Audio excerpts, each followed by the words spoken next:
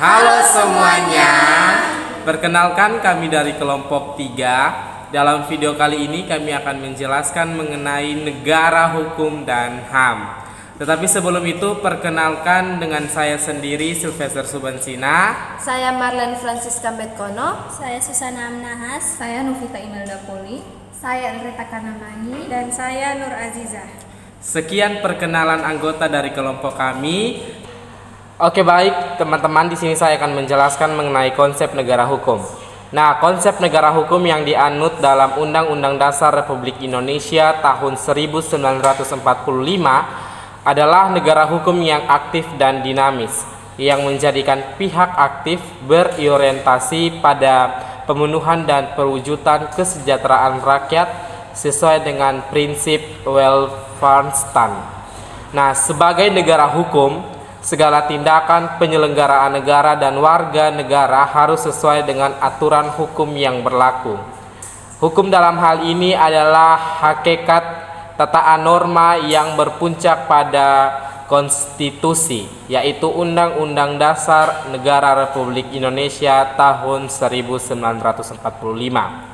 Di samping itu, hukum yang diterapkan dan ditetapkan harus mencerminkan kehendak rakyat, sehingga harus menjamin adanya peran serta warga negara dalam proses pengambilan keputusan. Nah, hukum tidak dibuat untuk menjamin kepentingan beberapa orang saja yang berkuasa, melainkan untuk menjamin kepentingan segenap warga negara.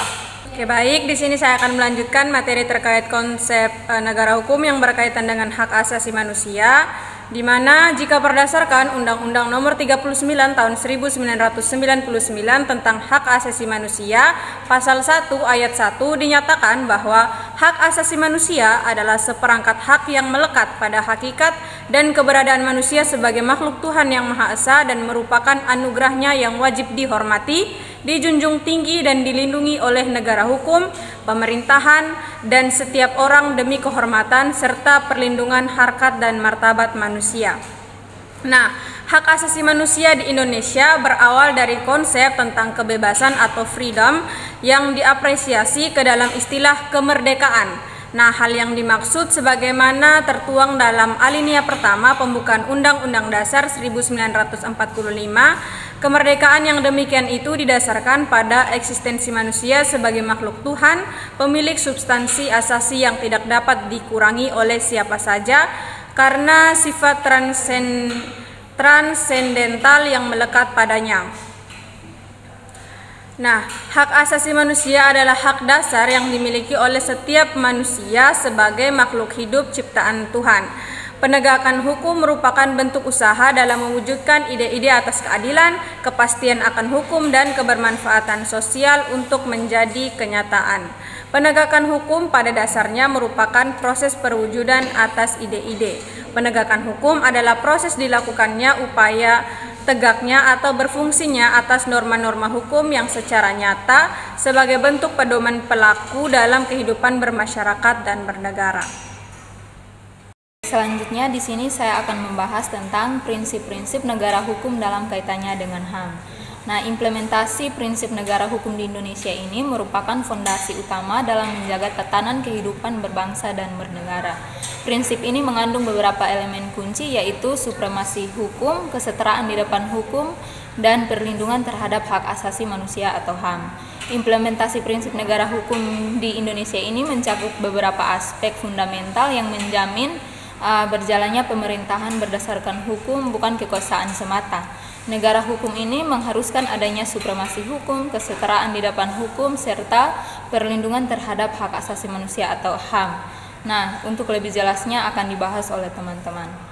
Yang pertama itu supremasi hukum. Nah, supremasi hukum di Indonesia diwujudkan melalui pelaksanaan hukum yang konsisten dan tidak terhadap semua warga negara dan aparat negara. Hal ini berarti bahwa setiap tindakan pemerintah harus didasarkan pada hukuman yang berlaku dan setiap pelanggaran hukum oleh pejabat negara harus dikenal sanksi sesuai dengan kekuatan yang ada.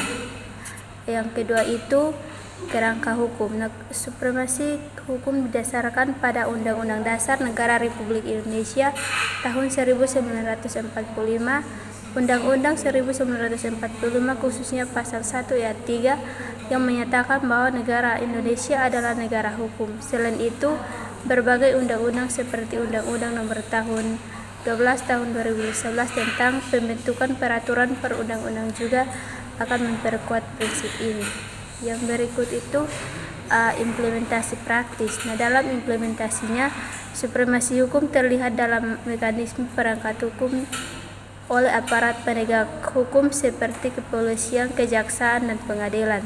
Proses perangkat hukum ini harus menjamin bahwa tidak ada satupun individu atau kelompok yang berada di atas hukum, termasuk pejabat negara yang harus tunduk pada hukuman yang berlaku. Baik, selanjutnya saya akan menjelaskan terkait prinsip kedua, yaitu prinsip kesetaraan di depan hukum yang menjamin bahwa setiap warga negara memiliki hak dan kewajiban yang sama di mata hukum tanpa memandang status sosial, ekonomi, atau politik. Kesetaraan ini mencakup akses yang sama terhadap perlindungan hukum dan proses peradilan yang adil. Nah, prinsip kesetaraan ini dijamin oleh Undang-Undang Dasar 1945 pasal 27 ayat 1 yang menyatakan bahwa semua warga negara memiliki kedudukan yang sama di dalam hukum dan pemerintahan. Nah, sesuai dengan prinsip kesetaraan ini, secara konstitusionalitas pada pasal 27 ayat 1 Undang-Undang Dasar 1945 yang sudah ditegaskan bahwa segala warga negara bersamaan kedudukannya di dalam hukum dan pemerintahan dan wajib menjunjung hukum dan pemerintahan itu dengan tidak ada kecualinya. Yang ini berarti bahwa setiap warga negara berhak mendapatkan perlakuan yang adil dalam sistem hukum Indonesia. Adapun kebijakan untuk mengatasi ketimpangan dalam akses keadilan, pemerintah telah menerapkan berbagai kebijakan afirmatif, seperti bantuan hukum bagi kelompok kurang mampu melalui Lembaga Bantuan Hukum atau LBH dan program-program pemerintah yang bertujuan meningkatkan akses terhadap keadilan bagi kelompok rentan seperti perempuan, anak-anak, dan penyandang disabilitas.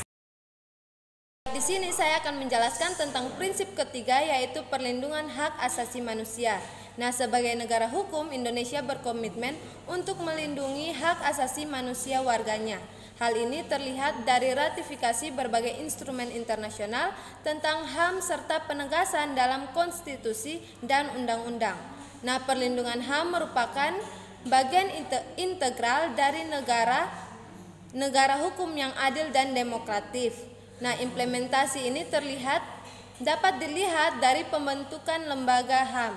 Nah, pembentukan lembaga-lembaga HAM seperti Komisi Nasional Hak Asasi Manusia atau Komnas HAM adalah salah satu bentuk komitmen negara dalam melindungi HAM. Nah, Komnas HAM ini bertugas untuk mengawasi, menyelidiki, dan melaporkan pelanggaran HAM serta memberikan rekomendasi kepada pemerintah untuk menindaklanjuti temuan pelanggaran tersebut. Nah, instrumen HAM selain Undang-Undang tahun 1945, perlindungan HAM juga diatur dalam berbagai undang-undang seperti Undang-Undang Nomor 39 tahun 1999 tentang hak asasi manusia yang mengatur hak-hak dasar manusia yang harus dilindungi oleh negara. Undang-undang ini dapat mencakup hak untuk hidup, hak untuk tidak disiksa, hak kebebasan pribadi, hak atas perlindungan dari diskriminasi, dan berbagai hak lainnya. Sekian penjelasan dari kelompok kami. Terima kasih. Sampai jumpa.